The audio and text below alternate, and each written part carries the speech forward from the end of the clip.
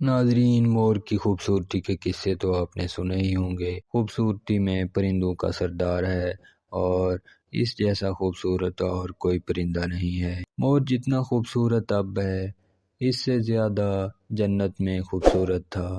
مور کی خوبصورتی پہ سبھی پرندے فدا تھے، لیکن ان سب پرندوں کے باوجود مور سے ایسی کون سی خطا ہو گئی تھی جس سے اللہ تعالیٰ ناراض ہوئے تھے۔ اللہ تعالیٰ نے اس کی کس خطا پہ ناراض ہو کر اسے جنت سے نکال دیا تھا؟ جب حضرت آدم علیہ السلام اور اماں حوا کو پیدا فرمایا، اس کے بعد ان کو جنت میں بھیج دیا گیا۔ وہ دونوں جنت میں ہی پرسکون زندگی گزار رہے تھے، بہت ہی لذیذ میوے اور پھل کھاتے، لیکن ایک اناج کے پیچھے ان کو اللہ تعالیٰ نے منع کیا تھا کہ تم نے یہ اناج نہیں کھانا اور نہ ہی کبھی بھول کر اس کی طرف جانا۔ تو جب انہوں نے نافرمانی کی تو ان کو جنت سے نکال دیا گیا۔ چونکہ شیطان حضرت آدم علیہ السلام کی وجہ سے ہی جنت سے نکالا جا چکا تھا، اسی وجہ سے شیطان کی حضرت آدم سے دشمنی تھی۔ شیطان یہ چاہتا تھا کہ وہ کسی طرح حضرت آدم کو جنت سے نکالیں، تو اس نے حضرت آدم کے ذہن میں غلط خیالات ڈالنے شروع کر دیے اور ان کو گمراہ کرنا چاہا، اور اس میں وہ کامیاب بھی ہو گیا، جس کی وجہ سے حضرت آدم کو جنت سے نکال دیا گیا۔ جب شیطان کو یہ خبر ہوئی کہ حضرت آدم کو تمام میوے کھانے کی اجازت ہے لیکن گندم کے نہیں، تو شیطان انتقام کی آگ میں جل رہا تھا۔ وہ جنت کے دروازے بیٹھا اور 300 سال تک وہاں بیٹھا انتظار کرتا رہا کہ کوئی جنت کے دروازے سے باہر آئے اور شیطان اس سے بات کر سکے۔ ناظرین، ایک دن اچانک مور جنت سے باہر آیا۔ شیطان اس کو دیکھتے ہی بہت خوش ہوا۔ شیطان نے پوچھا، اے خوبصورت پرندے، تم کون ہو اور تم جنت سے باہر کیوں آئے؟ تو مور نے کہا، میں مور ہوں۔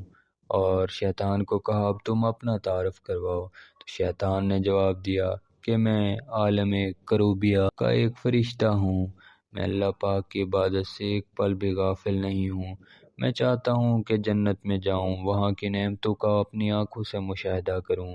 شیطان مور سے کہا کہ تم مجھے جنت کے اندر لے جاؤ، میں تمہیں 3 ایسی باتیں بتاؤں گا جس سے تمہیں ابدی زندگی حاصل ہوگی، تمہیں بڑھاپا اور بیماری نہیں آئے گی، تم ہمیشہ جنت میں ہی رہو گے۔ شیطان کی باتیں سن کر مور کے دل میں لالچ آ گیا۔ مور نے کہا کہ مجھ میں تو اتنی طاقت نہیں ہے کہ میں تمہیں جنت کے اندر لے جا سکوں، لیکن ایک سانپ میرا دوست ہے، وہ شاید تمہاری مدد کر سکے اور اس کی مدد سے تم جنت میں جا سکو۔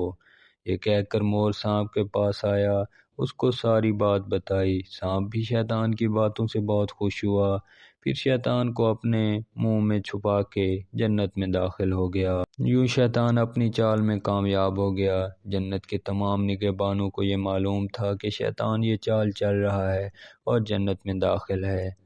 تبھی اللہ پاک کا حکم ہوا کہ اس کو ابھی تک جنت میں ہی رہنے دیا جائے، شاید یہ حضرت آدم علیہ السلام اور اماں حوا کا امتحان تھا۔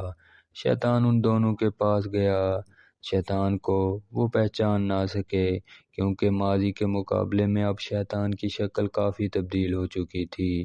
شیطان نے ان سے کہا، میں چاہتا ہوں کہ آپ دونوں ہمیشہ جنت میں اسی طرح زندگی گزاریں، ہمیشہ خوش باش رہیں۔ حضرت آدم اس کی بات بہت غور سے سننے لگے۔ شیطان نے کہا، اگر آپ میری بات مان جائیں تو آپ کو جنت کی اور بھی تمام سہولتیں ملیں گی۔ حضرت آدم شیطان کے بہکاوے میں آ کر کہنے لگے، یہ کس طرح ممکن ہے؟ شیطان کہنے لگا، ایک گندم کا دانہ اگر آپ دونوں چکھ لیں تو آپ کو ابدی حیا حاصل ہو جائے گی اور آپ جنت میں ہی رہیں گے۔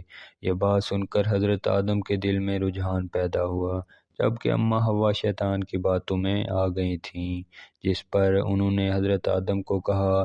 پھر اس کے بعد ان دونوں نے اس گندم کے دانے کو چکھا۔ جیسے ہی گندم کا دانہ ان کے اندر گیا تو دونوں کے 70 واضح ہو گئے، جس کے بعد دونوں اپنے اپنے 70 چھپانے لگے اور خوف خدا سے کانپنے لگے۔ اسی دوران اللہ تعالیٰ نے فرشتوں کو یہ حکم دیا کہ حضرت آدم اور اماں حوا دونوں کو زمین پر اتار دو۔ जिन खूबसूरत पैरों से चलकर मोर शैतान को जन्नत के अंदर लेकर आया था, वही खूबसूरत पाँव अल्लाह पाक ने मोर से ले लिए। सांप जो अपने मुंह में शैतान को छुपा कर लाया था, उसके मुंह की खूबसूरत खुशबू को छीन कर इसमें जहर डाल दिया। फिर मोर के साथ साथ सांप को भी जन्नत से निकाल दिया गया। नाजरीन, उम्मीद करते हैं आपको आज की हमारी वीडियो अच्छी लगी होगी। वीडियो अच्छी लगी है तो वीडियो को लाइक कर दें, और अगर आप हमारे चैनल पर नए हैं तो हमारे चैनल को सब्सक्राइब करते जाएं। जज़ाकल्लाह।